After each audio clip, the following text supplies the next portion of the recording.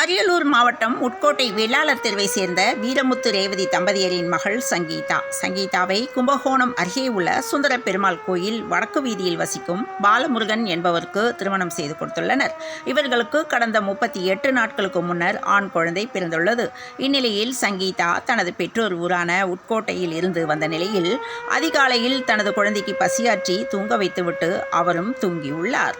இந்நிலையில் காலை எழுந்து பார்த்தபோது தனது அருகில் படுத்திருந்த குழந்தை காணாததைக் கண்டு அதிர்ச்சி அடைந்து அக்கம் பக்கத்தில் தேடி பார்த்தும் எங்கும் குழந்தை கிடைக்கவில்லை.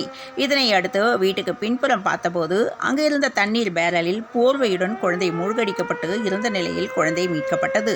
இதனை கண்டு அதிர்ச்சி அடைந்த தாய் சங்கீதா கதறி துடித்துள்ளார். இதையடுத்து ஜெயங்கொண்டம் போலீசாருக்கு தகவல் தெரிவிக்கப்பட்டு சம்பவ இடத்திற்கு சென்று சிசுவின் உடலை மீட்டு ஜெயங்கொண்டம் அரசு மருத்துவமனைக்கு பிரேத பரிசோதனைக்காக அனுப்பிவிட்டு குழந்தையின் இறப்பு குறித்து காவல்துறையினர் விசாரணை மேற்கொண்டு வருகின்றனர்.